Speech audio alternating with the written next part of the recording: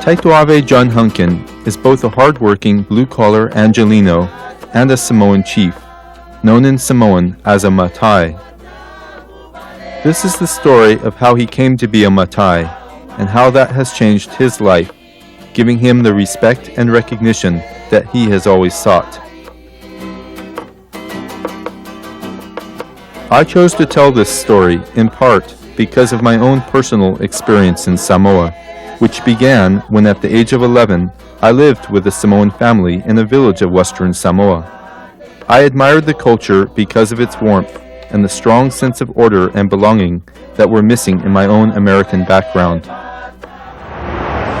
When I came to Southern California in 1988, where over 60,000 Samoans live, I was naturally curious to meet Samoans, and I wanted to see how they were adapting their culture from a rural to urban context. It was at that time that I met John Hunkin, just as he was beginning his reassimilation back into Samoan culture. Born in American Samoa. I've been over 25 years. Same place, same company in Torrance. So I was in a gang for too many years. I've been ripping people off. Ain't no good. My life was getting worse, real worse. On that start from 70 up to 80. Then finally I meet Macy's, my wife. She decided to want to get married, and I get married. She changed my life a little bit. Then I finally cooled down. And then after that, then the family, my wife's side decided to make me a chief. That's helped me a lot, helped my life a lot. John's next step was to commission a Samoan tattoo artist to come to Los Angeles. The painful operation took place in his garage. The men's tattoo, called the tatau, covers the body from below the knees to above the waist. Traditionally a mark of true manhood, the tattoo now serves a new role of enhancing a traditional Samoan identity. The chief arrived. So, the chief arrived, huh? Why they decided to let me have the title too? Yeah, why did you decide to let him have the title? Because my husband is the head of the family. I don't want to take the title, because some lady, they did that. They take over the title and they just like a high chief, and they're not listen to the head of the family. So I want my husband to take the title because he's the one, the head of the family. Thank you very much. Appreciate that. When the chief tell him, say, do some better to it. Look at him. It was now a year after his title bestowal in America, and John was now making the journey back to Western Samoa to the village of his chief title's origin, to have his title conferred properly. The high-ranking chief who had performed the Saufa'i or title bestowal ceremony in America had done so without the permission of the whole clan and village in Samoa. His title, therefore, was illegitimate.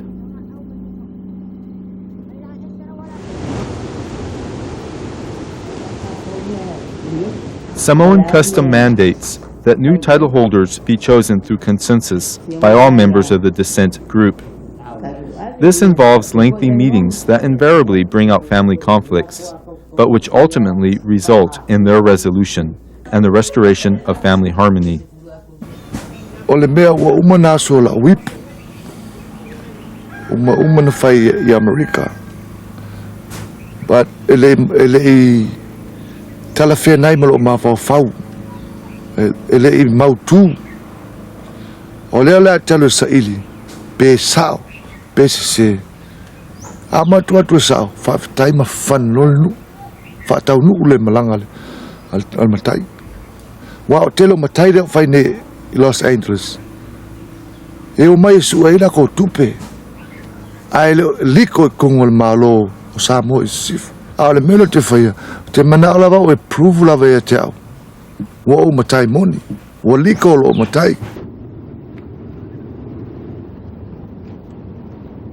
To be selected for a Matai title, one must provide tautua, or service to one's family and community. John had provided his tautua in Los Angeles by generously hosting visiting family members and Samoan chiefs, as well as contributing financial resources to Samoan events in LA. A Samoan friend told me that, while Americans save for their vacations, Samoans save for their fa'alavelave, which literally means complication or trouble, and refers to events that interrupt everyday routine. These primarily include weddings, funerals, and title bestowals such as this one. Fa'alavelave require all branches of the family to contribute their wealth to a collective pool. Fine mats are the most important object of Samoan exchange. They are the traditional form of currency, but unlike money, they also symbolize respect, honor, and ties to people and events of the past. Once the family members are ready with their collective wealth, they and their new appointed chief move to the ceremonial house where all the other village matai await them. This is the moment where the village as a whole grants its approval to the new appointment, a process that begins with a speech by a village orator. With the conferral of the title, signified by drinking the first cup of the sacred kava drink, John will receive what is most precious to Samoan culture: respect, authority, and the prestige of nobility.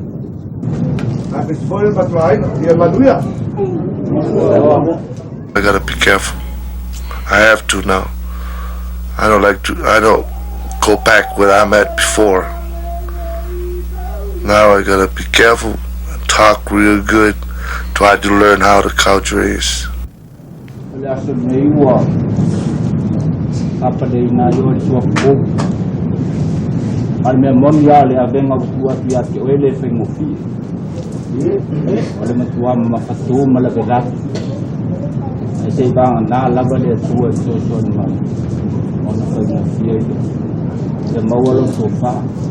bawal pa utang na yato kia zaman dia pun le atau nu tengah terjauh jauh pa lalu dia zaman dia lo tu ai semua.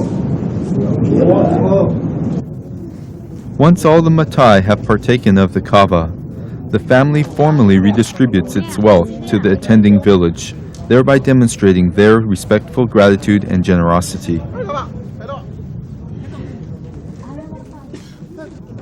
With Taituave's title bestowed, we headed back towards America, half the world away in distance and a whole world away in feeling.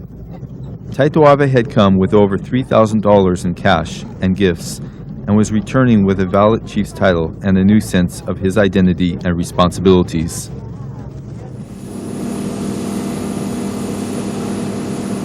Being a chief, I gotta respect for the family. The whole family, I gotta do everything straight. Now I'm proud of it, real proud. Right now, people respect me so much now. Before, they don't respect me. Arriving in Los Angeles, the question now was, how would Taituave establish himself as a Samoan chief within a setting and social system that seems antithetical to the Samoan culture and way of life?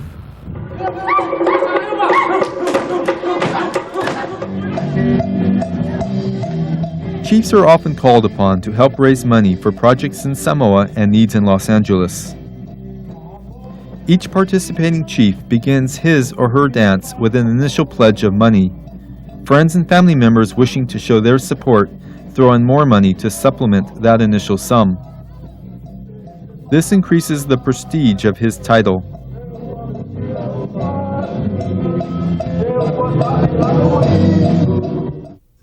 So what do you get out of giving all the money? Nothing. Just a very good chief.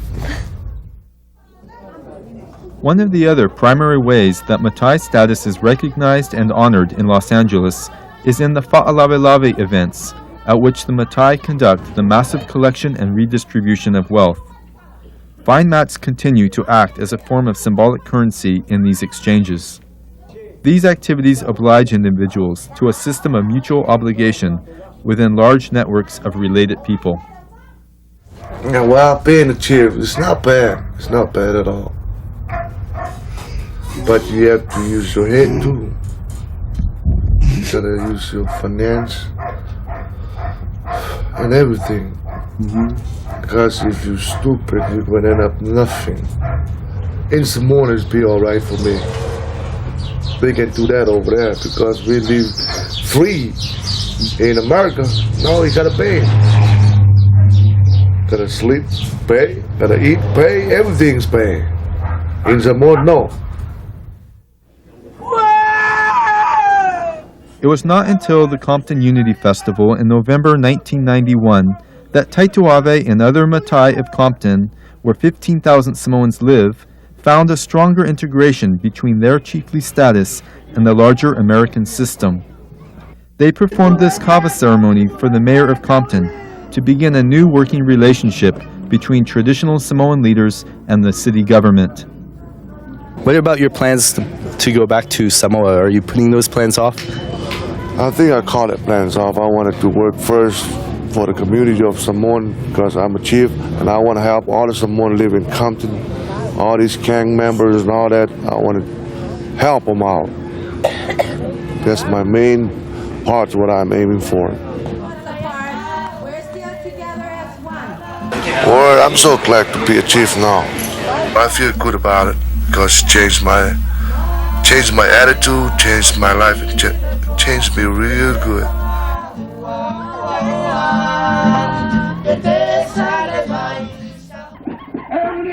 This program was made possible by a grant from the James Irvine Foundation, which is dedicated to the development of an informed California citizenry.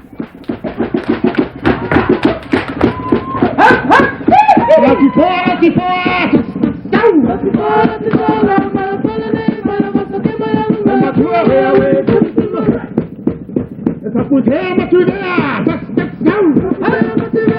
go!